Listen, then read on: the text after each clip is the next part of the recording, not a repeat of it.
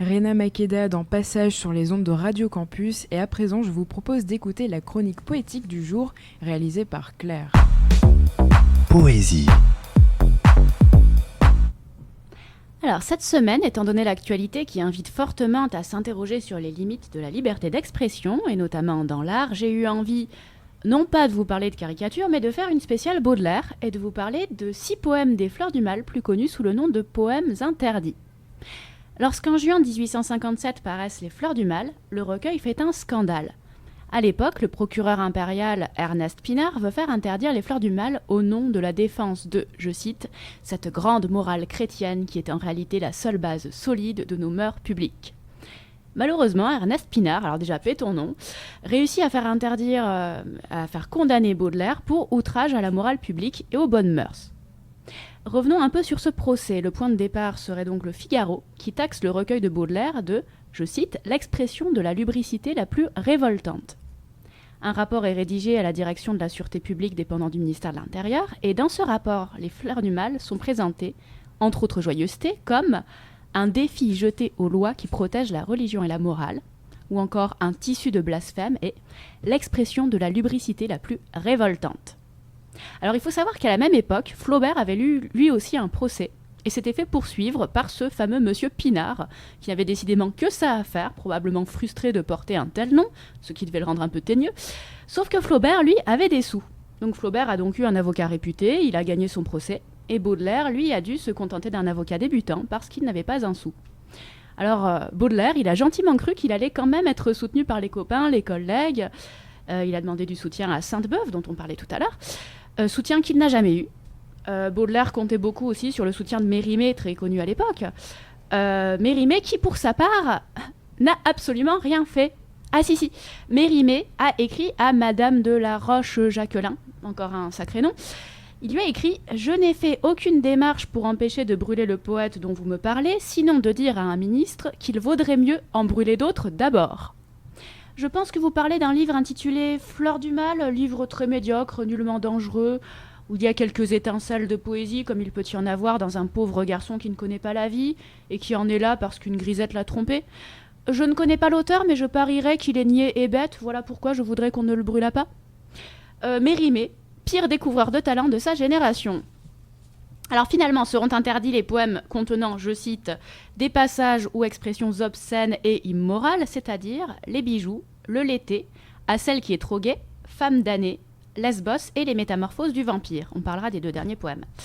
La décision de justice obligea l'éditeur à remplacer les poèmes condamnés par des cartons. Ils restèrent interdits de publication en France jusqu'à la révision du jugement en 1949 quand même. Alors les poèmes reparurent dès 1864 en Belgique et circulaient allègrement sous le manteau.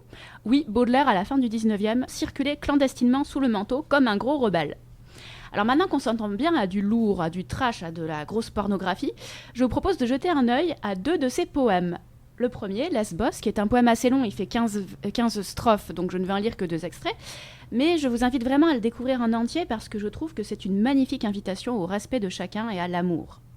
Lesbos, c'est le nom d'une île grecque dont était originaire Sappho, qui est une poétesse née vers 640 avant Jésus-Christ et qui était lesbienne donc elle a écrit pas mal de poèmes à des femmes et c'est de là que vient d'ailleurs le nom lesbienne de l'île de Lesbos. Et c'est ce qui a donné donc le nom de ce poème. Mère des jeux latins et des voluptés grecques, Lesbos, où les baisers languissants ou joyeux, chauds comme les soleils, frais comme les pastèques, font l'ornement des nuits et des jours glorieux.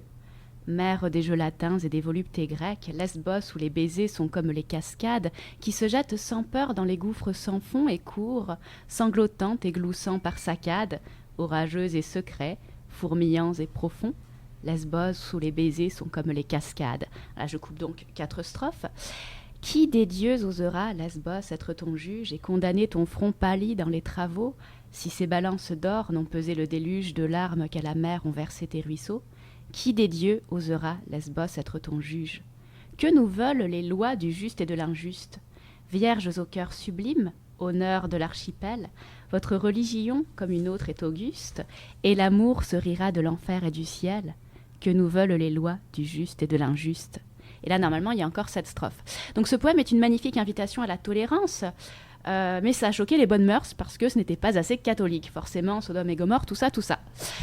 Dans un autre genre, je vous propose de découvrir un autre des 6 poèmes interdits, Les Métamorphoses du vampire. Encore un poème qui parle de femmes, donc déjà ça part mal pour l'époque. Et d'ailleurs, je tiens à souligner que la plupart des poèmes des Fleurs du Mal qui ont choqué parlent bizarrement de femmes. Voici donc Les Métamorphoses du vampire.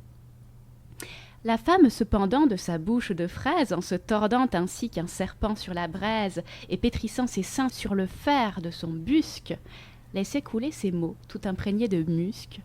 Moi, j'ai la lèvre humide et je sais la science de perdre au fond d'un lit l'antique conscience. Je sèche tous les pleurs sur mes seins triomphants et fais rire les vieux du rire des enfants. Je remplace pour qui me voit nue et sans voile la lune, le soleil, le ciel et les étoiles.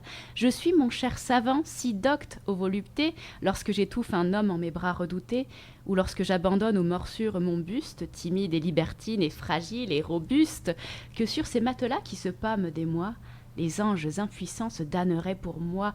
Quand elle eut de mes os sucé toute la moelle et que languissamment je me tournai vers elle pour lui rendre un baiser d'amour, je ne vis plus qu'une outre aux flancs gluants toute pleine de pus.